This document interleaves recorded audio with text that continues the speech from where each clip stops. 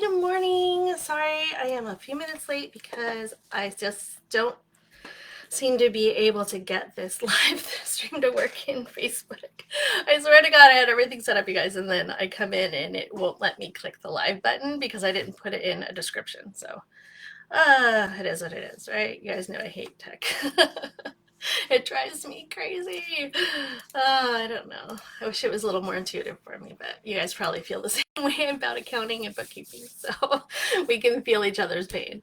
All right, so welcome to the Bookkeeping Weekly Show.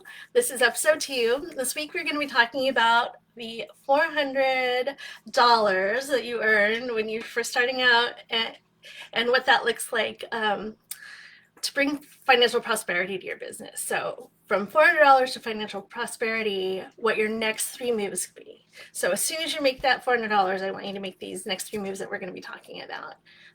So I had someone reach out to me. They were asking me all these questions about their friend's business and how things should be and what should be going on. And it was really a great conversation because it got me thinking about all these things to talk to you guys about. So I really love that about it. But really, it was really about next steps. Like when you're starting out, what should we be doing? So that is what I want to talk to you about today. And the conversation, it really got me thinking about how, as business owners, there's all the things that we need to know about getting started when you have your business. And it's not just the accounting. It's just everything, how to register your business, how to get things set up. So the things that I've been doing for the last few months that I've been a little bit more invisible in the group are really just kind of setting up the backbone so that you guys have a good structure and you know what you're supposed to do. Hold on, I gotta shut the screen off next to me, it's blinking. And that's really where I want my focus to be. I want to be able to help you guys answer these questions, get your businesses up and running and started the right way. And if you've been going for a while, I want you to be able to go back and fix anything that maybe isn't working the way that you wanted it to. And so how is that $400 that you made? How can that lead you to the prosperity in your business? It's really going to be about making the right next steps and also making sure that you're following the rules that are set up by the IRS, which you probably don't know about. So that's kind of where we're going to incorporate this in here. So how is that $400 you just made leading you to prosperity if you take the right steps? Today we're going to be talking about the next 3 must-do moves you must make once you've made that $400. I'm Dawn Clevisol. I'm the chaos coordinator, the financial chaos coordinator, and I've managed books for $1 million businesses, multi-million-dollar companies, anywhere from small businesses just getting started, everything in between for over the last 15 years. And I've been a business owner myself since 2007. And so I know a thing or two about starting businesses, what it takes to run successful businesses. And I've also had businesses come to me when it was too late to do anything about it. And so we've had to shut down businesses. But I've also had the fortune to be a part of some amazing entrepreneurs, their lives, and the accounting part of their lives, and even help some of them sell their businesses. So that's really rewarding and really fun. And again, I have all this experience, so definitely want you to be able to pick my brain a little bit. So have you ever wondered, how do you know if your business is business or if it's just considered a hobby? Have you ever wondered what to do when your side hustle just takes off and you feel like you've skipped every single step to setting up your business along the way?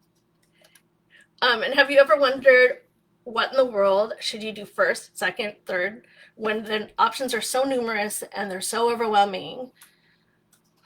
This is where I come into the picture. This is where I can help you.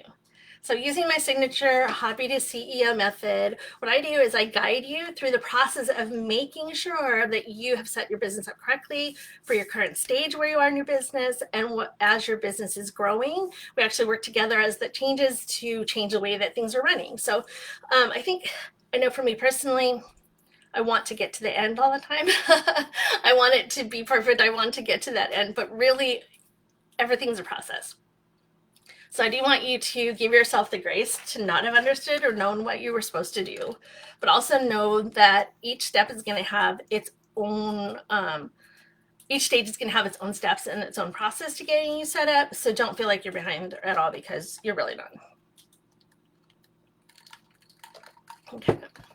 So how do I do this? I do this inside of my group coaching program. And so inside there, we dive into setting up the systems for your business so that you're tracking your income, your expenses, as the law requires you to. You may hear accountants, bookkeepers, maybe your tax person calling this saying compliance. And if you don't know what that means, it just means complying with the laws that make your business a business and not a hobby. So there are certain rules that you need to follow.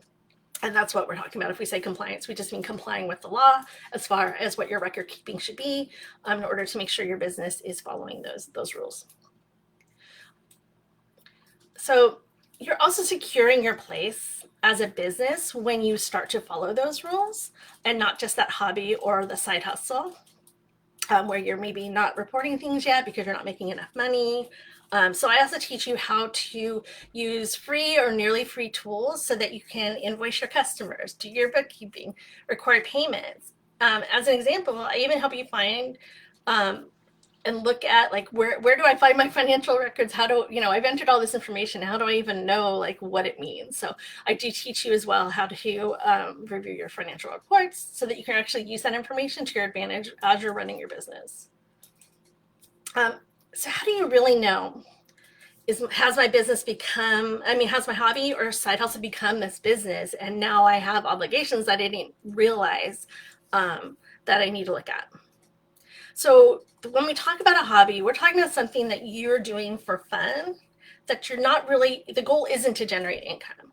So that's why it's so interesting when people start making money from their hobby, because then they don't even think about it, because they've been doing it for so long often that they don't even think that there's about the aspect of, hey, now that you've made some money, you're going to have an obligation to do things with it to the government and making sure that you are filing things properly. So that's what I want you to think about. So if you are in that phase where you are still just kind of making things, giving them away, maybe a couple of people have bought, you might not be in the realm of being considered a business yet.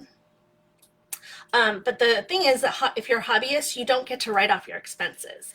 So you still would have to report any income you made if you were just having a hobby, but you wouldn't be able to get that benefit that a business has of being able to write off all of the expenses, all the supplies, those kind of things that go into making the thing that they work. So if your goal is to generate income from your business, then it's going to be really important that you're going to follow those correct steps so that you can deduct your expenses from what you're earning. So per IRS regulations, once you earn that first $400, that's when you're required to report this on your income tax return. And if this income is a taxable income, so this is if you're selling a product that you should be charging sales tax on. So if it's a product rather than a service, you're going to want to make sure that you're also reporting it to your state's Department of Revenue. So that means that you have to charge sales tax, you're going to report it, and you're going to pay it to your state. So let's assume for a minute that you do have a hobby or side hustle and it's taken off. So hopefully that's you. Hopefully it's going crazy and you are in this position, because it's a good position to be in. It means you're making money, right? So as soon as you've sold that minimum $400 worth of goods or services, what do you do? So for me, the 3 must-do moves that I want you to do as soon as you make that $400 are, first, take a deep breath and relax. So even though you're required to report the income over $400, you don't actually have to do anything right now as far as that $400 is concerned. You're basically just wanting to start tracking things and keeping good records. So you're going to report that income on your yearly tax return. You can use your name and your social security number. You don't have to go in and get a business name with the IRS, because they will let you just put that on your regular tax return. There's a form called a Schedule C, so that can just go onto your Schedule C. So take a breath. I know there's a lot of information, but you don't have to do anything yet. But there are a few steps you are going to want to take. So if you made a substantial amount of money, then your tax preparer at the end of the year when you do your taxes, then they're going to give you some more information about what you should be saving up for taxes the following year. Now, that doesn't mean you shouldn't be putting away money for taxes. Certainly, if you have a product that you're selling, you should definitely be pulling whatever portion of that is sales tax that needs to go into either a different account or something, so you know that not to spend that money, because that money you're going to eventually owe it, as we'll talk about in a few minutes. But you don't actually have to pay the estimated taxes yet. If you're making a lot of money, you may want to take 15% of your gross and just put it in a separate bank account, so that when the taxes come around, you're not shocked and having to come up with a bunch of money right now. But as far as knowing exactly how much you should be paying quarterly for estimated taxes, there's really no way for you to know that until you have filed your taxes the first year. And then that gives a good estimate for what you might do the next year. And then my tax preparer always just puts I think they call them vouchers. They put the vouchers in with the tax return for you, and then you know exactly how much you're paying. It has the address, everything. You just write the check and send it off. So again, some of these things you don't really need to worry about until tax season, but you just need to be aware that you're going to want to put that money aside for when that happens, and your tax preparer will give you that information so that you know for the next period. So right now, I do want you to focus on those 3 must-dos. So the 3 must-dos, we're going to start with number 1, of course, is file the necessary paperwork with your state and your city. When you're selling a taxable item, you have to collect the sales tax. That is a state level thing. It's not through the federal government. That's why with the federal government, you can just use your Social Security, you can use your name, and that's going to be taken care of when you do your taxes. But if you are selling products and have that sales tax obligation, you really want to make sure that you are registered correctly to do that. You want to get a business license for your business anyway in the state. And oftentimes, depending on the state that you're in, but oftentimes that form itself will have the boxes to check off, or the information to check off, that if it's not filing so that you can have the sales tax license, it's at least notifying the agency that needs to let you know. Or you may have to do that next step, and you may have to figure out which agency collects the sales tax, and make sure that you're applying for a business license with the state. You're also getting your sales tax license with the state also. And again, it depends on the state, and it depends on how they have things set up. Some of them are amazing, where they just make it really easy. Some of them can be a little more complicated, but it's nothing that we can't walk through when we're doing our weekly calls, when we're inside the group. So if that's something that you need help with, that is absolutely within the realm of what we would be working with.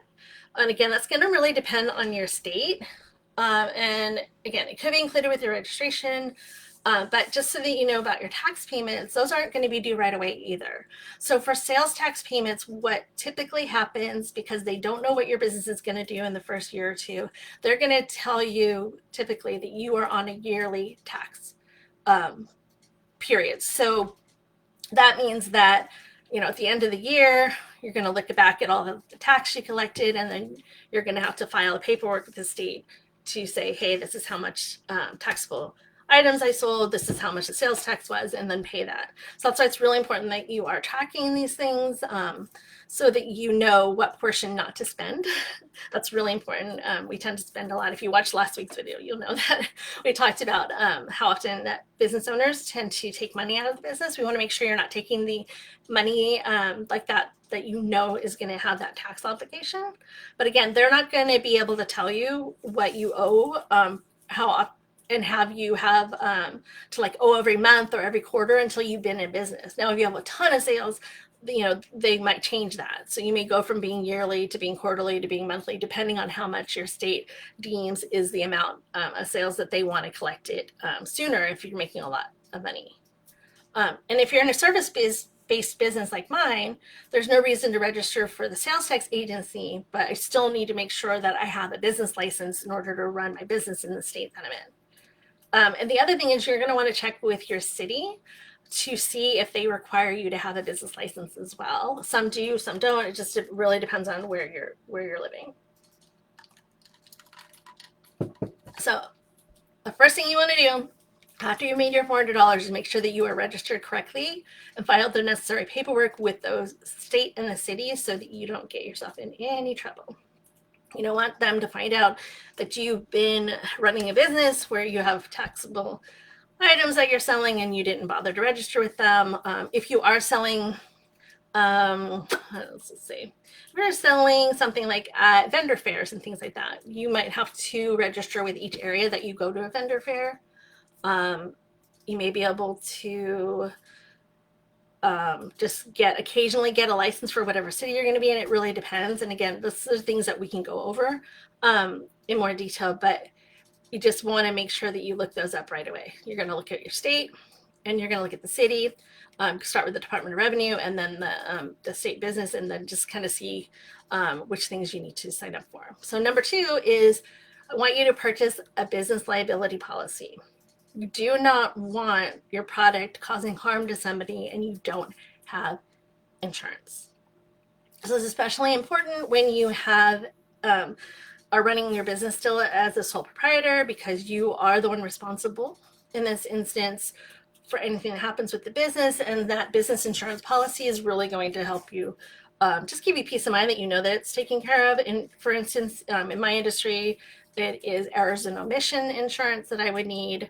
I also do have an additional business insurance policy if anything, someone should break in, or if someone were to steal data. But I use a lot of the security things that are really not too much of an issue. But say, back in the day when you had paper files, or if you're running a business where you have a lot of paper files in your office, that's going to be more of a general liability insurance.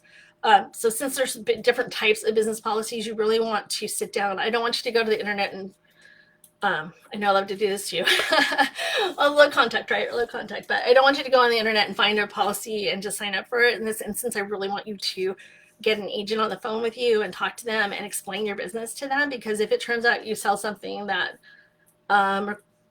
lights and like it causes, say it's something that plugs into the wall and it ends up with someone's house burning down, God forbid, something like that, you want to make sure you have the right insurance that's tailored to whatever it is that you're selling and whatever the coverage is that you need specifically for your business. So just make sure that you get that, because we don't want you to get sued and not have some sort of coverage in place for your business. And then the third thing I want you to do is choose a software and set up your accounting system. I know, boring. However, it's so important, and it's also required by law. So that is something that a lot of people don't realize, but it is a requirement that you are tracking your sales. And the other part of being a business rather than being a hobby is that you need to be tracking that income. So if it was just a hobby and you weren't maybe claiming the income on your tax return, but you're not trying to claim expenses or whatever because someone, bought something from you, then that's different. But since you are running a business, you want to make sure that you have an accounting system set up, you got your software set up. And ideally, you're going to want to choose something that allows you to invoice your clients, bill your customers, attach to your online banking so that information comes directly into the system. That saves you so much time. I don't want you typing anything in. I want you to be able to have the data come in. You're just recording it. That's something that we teach you, but we're just putting it into the correct category so that you're getting useful information back. But I don't want you to have to spend a lot of time typing things in. Once you have this up and running, I think in 15, 30 minutes a day, depending on how busy you are, you could probably manage your own bookkeeping very easily that way once you have everything set up. So definitely make sure you choose the software, set up your accounting system. And again, you want to choose something that's going to let you do all of these functions that you need to do with your customers, especially getting paid. We don't want to make it hard for them to pay us. We don't want you to use Venmo. Venmo is not for business. Do not use it. I want you to make sure that you're using a system that is specifically for business so that you are recording things properly. The reason this matters is that at the end of the year, when people are sending out 1099s and you're getting all of these tax forms going around, if you're using a system that is set up for business, they're going to send you the 1099. You're not going to have to go in, have your customers aren't going to have to go in, like figure out what they did in Venmo to try to figure out a report to send you. It gets super complicated for no reason. It's really, I know it seems easier because it's something you can just do real quick, or Zeal or anything like that, but this is a better way. And it's not really anything that's going to add a lot to your bottom line, but it's going to allow you to have everything centralized and also be in compliance again, and have that the right tax paperwork at the end of the year is going to come to you, and that's really important as well. So if running a business is new to you, even this list of 3 items might seem overwhelming. I understand that. So again, it's all about breathing and knowing that everything doesn't have to be done at once, even though I know oftentimes it feels like it should be. But I don't want you to feel overwhelmed. And that is why I offer help at each step of the way. Everything that I've talked to you about already is just literally like the tiny little bit of the first tier that we talk about when we're talking about what you need to have set up, to have that back office set up, to have your business set up so that you don't end up years down the line and then struggling because maybe you're trying to buy a house and you don't have the paperwork in order to even turn in. Maybe you're trying to decide to sell your business. You don't have the information for that. There are a lot of circumstances that come up where you need your financial information, and it's going to be a lot more expensive for you down the line if you were to have someone go back and fill in and come up with all this data for you, rather than just learning it as you go and just knowing that you at least have the basics down so that you can understand your business, record it. If you decide to pass it off to someone else to do your bookkeeping, you know what they're talking about when they talk to you because you've been kind of in there and stuff. So that was one of the things that I did want you to know. So if you are ready to get help with your business and those bookkeeping tasks, if you're ready to move from being a hobbyist to being the CEO of your business, then I want you to DM me. And you can do that, just inside of Facebook, just send me a message to schedule a one-on-one consultation, and I'll send you a link so you can pick a time that works for you. And then what happens during that call is I'm going to personally look at your current processes. What does that look like for doing your bookkeeping? What have you set up? What have you not set up? Where are there holes? Where are things that I can help you fill in, so that we're setting your business up to be successful? And on the call, I'm going to share with you where I see your biggest issues or just like gaps that need to be filled in. And then I'm going to talk to you about how the hobby to CEO method can be applied to your business. Now, I want to be really clear. I am highly selective about who I work with because I do spend a lot of time with you, and I need to know that you're going to be motivated, that you're really ready to do the work. It's not going to be like a course where you just can kind of log in and do whatever as you go. We meet every week to make sure that we're moving forward in the tasks that we have. So I am, like I said, highly selective about who I bring on, and even if I even make an invitation or not to do the program with me. Because I want to make sure that I can deliver all of the things that I'm promising to you. And the other part of that is that you're willing to do the work to help that delivery be possible as well. So your next step is to send me a DM so that I can get you that link so that you can register for the call with me.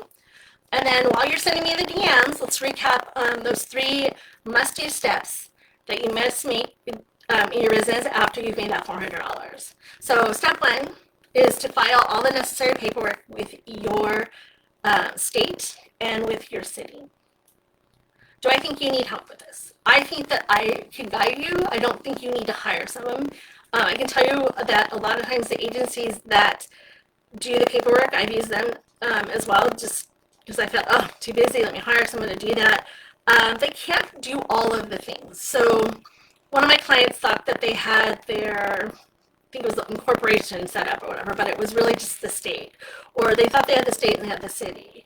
The other thing that I'm noticing is the company that I set up through an agency, that particular business, I get credit card offers that have my business name but someone else's name.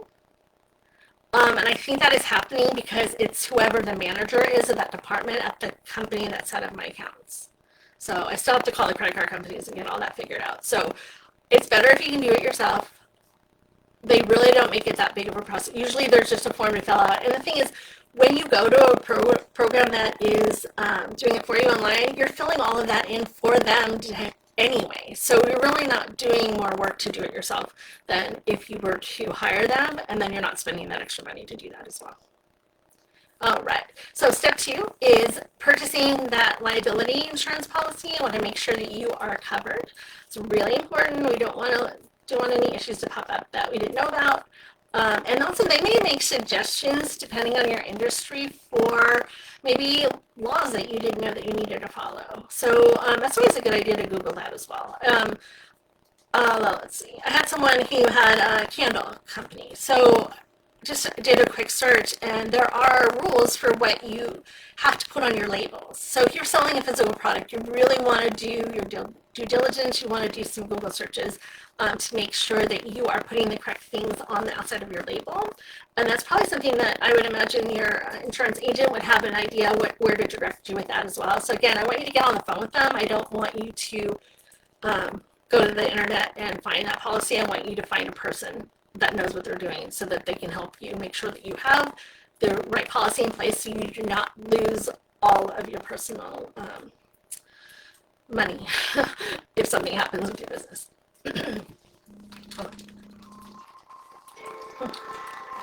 Early release today for the kiddos. All right.